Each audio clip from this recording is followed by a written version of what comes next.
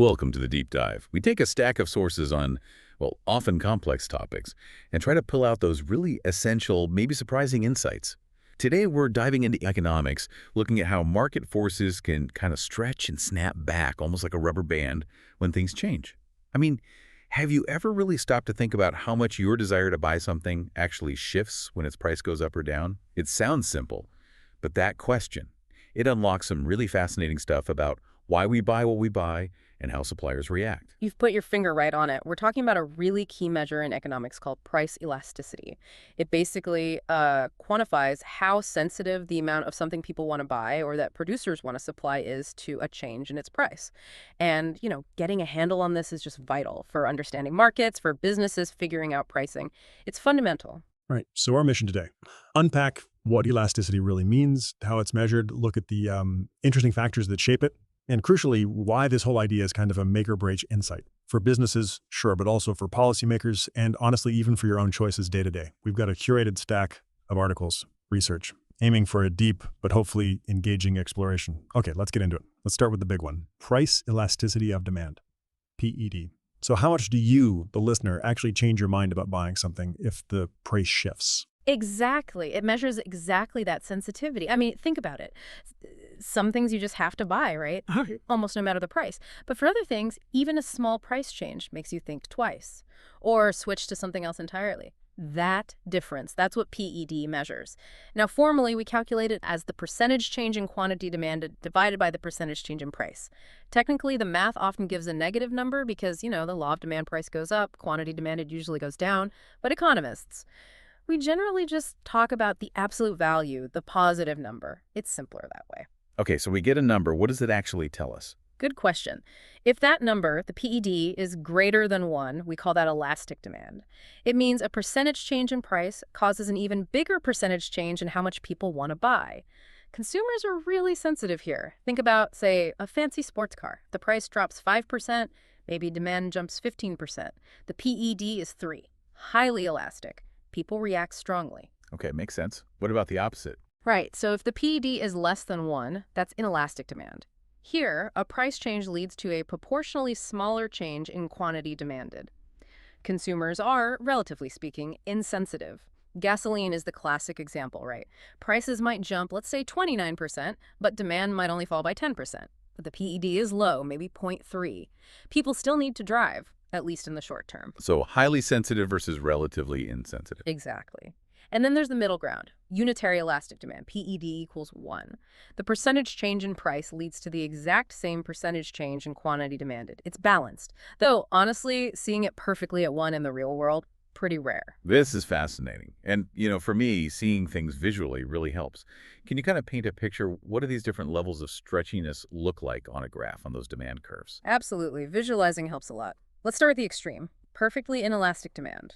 Elasticity is 0. That's just a straight vertical line on the graph. Vertical meaning? Meaning the price can go up, down, whatever the quantity demanded stays exactly the same. Think life-saving medicine, like insulin for a diabetic. They need a certain amount, period.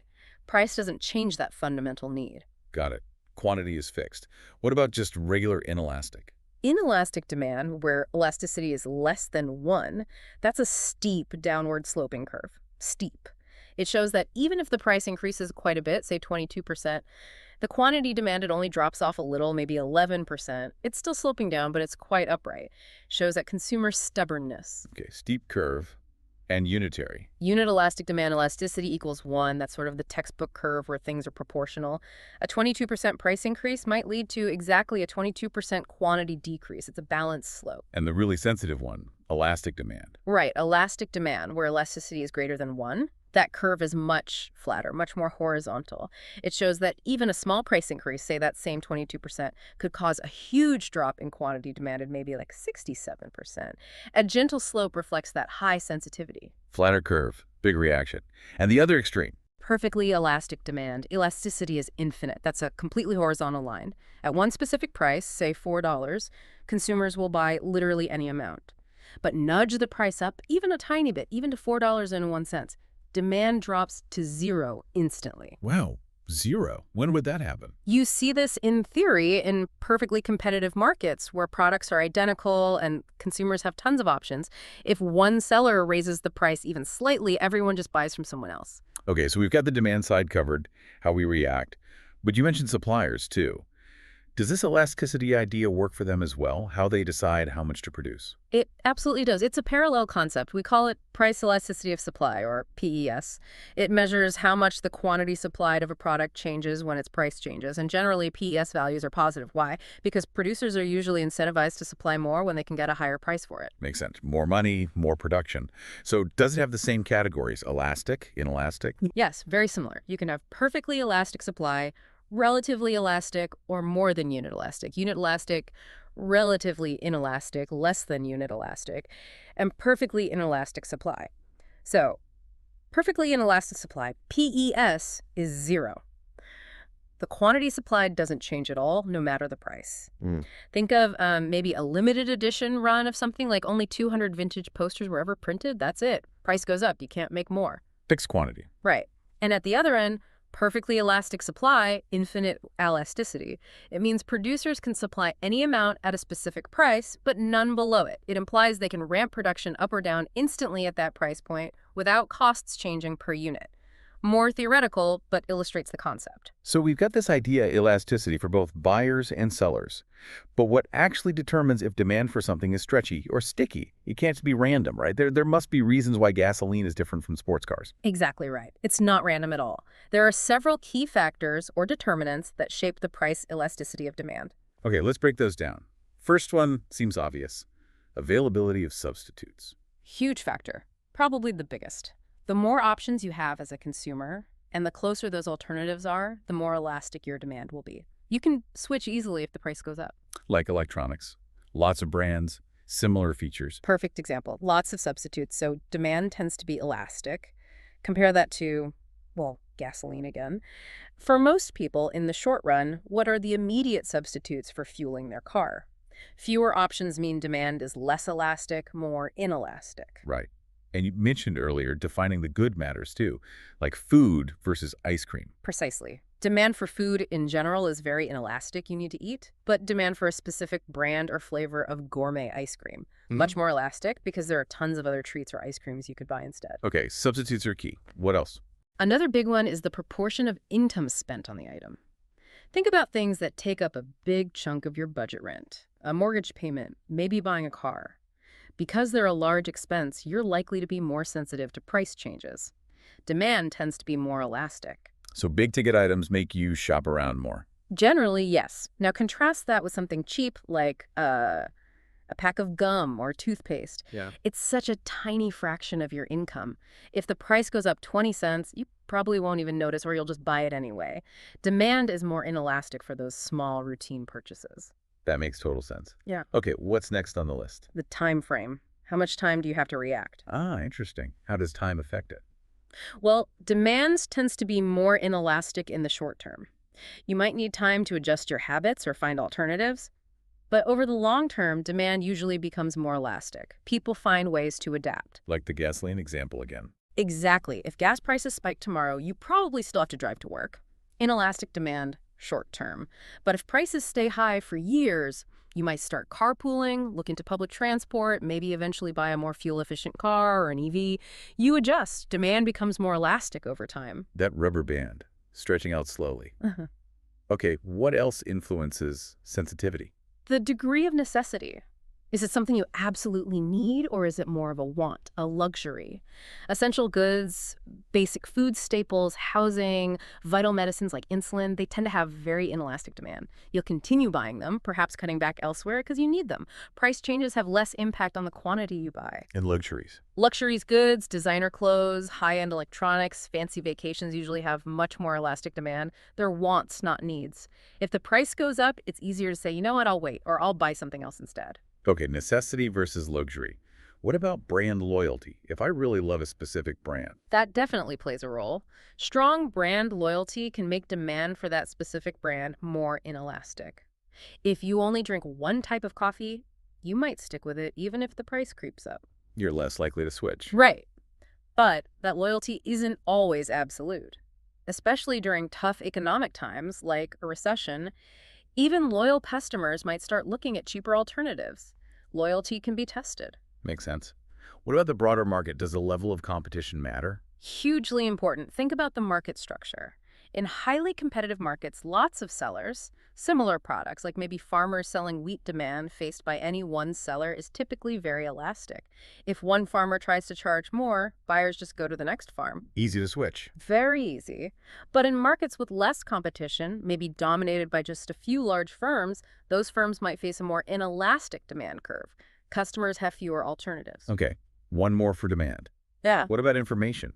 Does knowing more make us react differently? Generally, yes. When consumers have easy access to information about products, prices, reviews, alternatives, they can make more informed choices.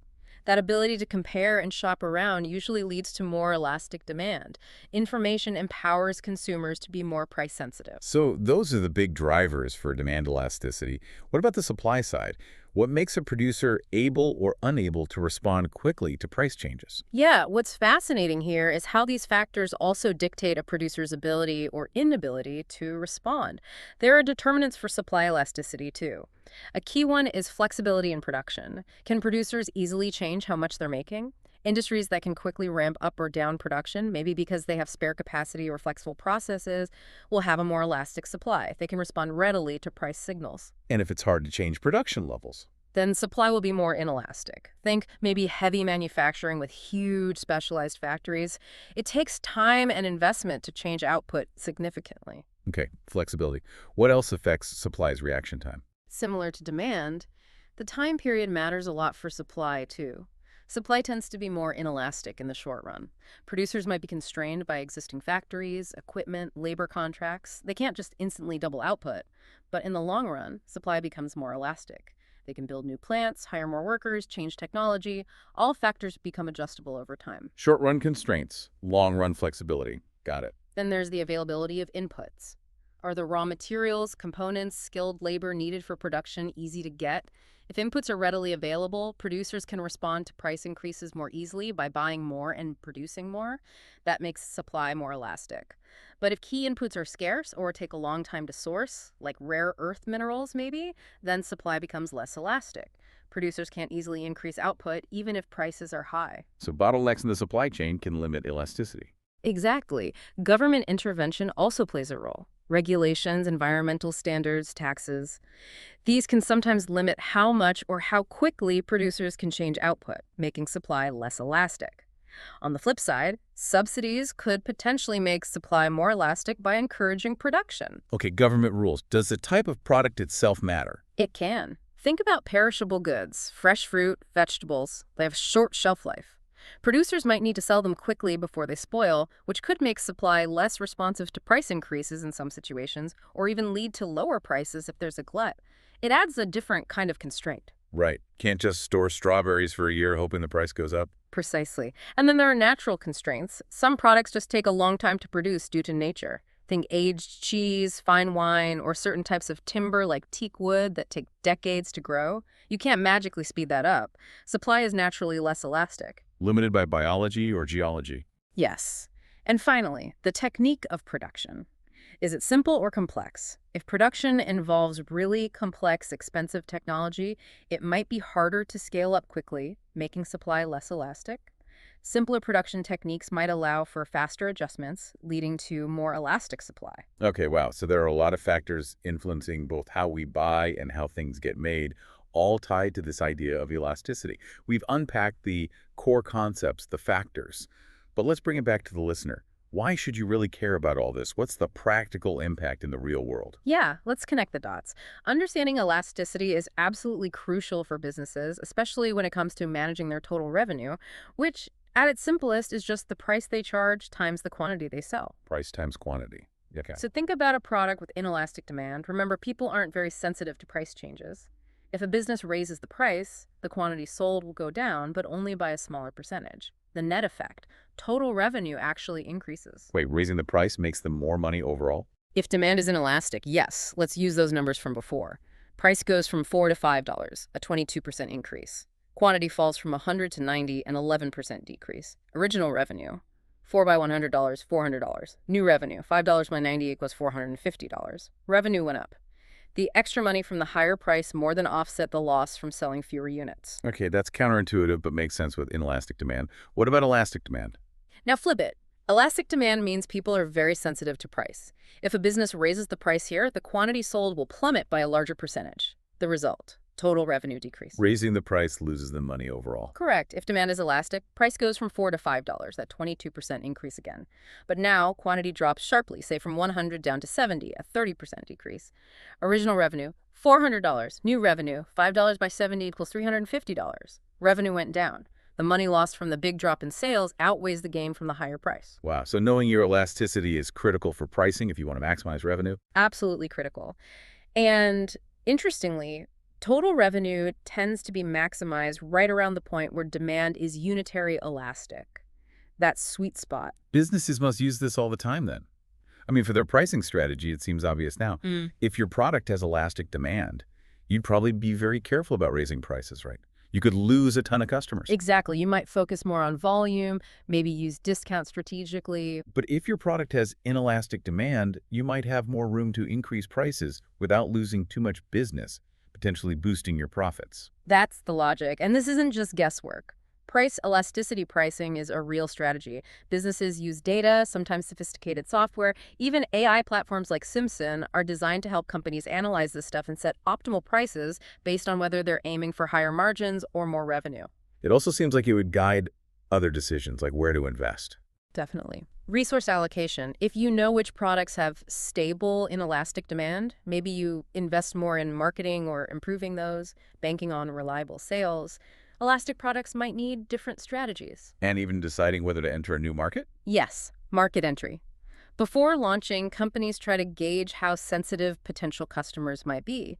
Is demand likely to be elastic or inelastic? It shapes the whole approach. So businesses live and breathe this stuff. Yeah. What about governments? Do policymakers use elasticity? Oh, absolutely. It has major implications for them, too, especially in tax policy. Think about taxes on things like cigarettes or gasoline.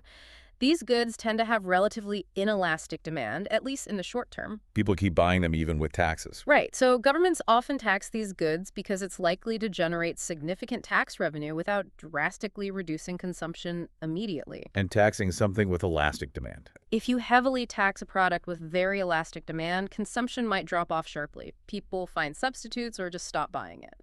That could mean less tax revenue than expected and a bigger disruption to that market. So elasticity helps predict the impact of taxes. Any other policy uses? Sure. It informs regulatory decisions and broader economic planning.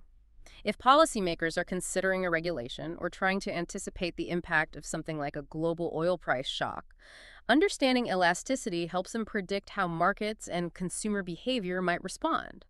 It aids in aiming for stable economic growth. It really does seem to weave through so many economic decisions. Can we look at some real-world examples? Yeah. Where do we clearly see elasticity in action? The airline industry feels like a classic case, right? Ticket prices fluctuate like crazy. Prime example of high price elasticity. Small changes in fares, especially for leisure travel, can cause big swings in passenger numbers. That's why airlines are masters of dynamic pricing, offering discounts, deals for booking early, charging more during peak times, all trying to manage that elastic demand to fill seats and maximize revenue. Okay, airlines. What about something more everyday, like fast food?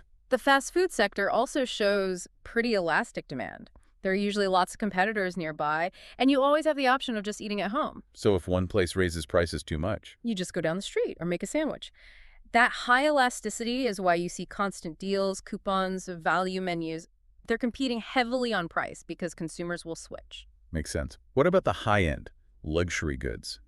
You said they're usually elastic, but is it always that simple? The luxury market is fascinating and sometimes paradoxical.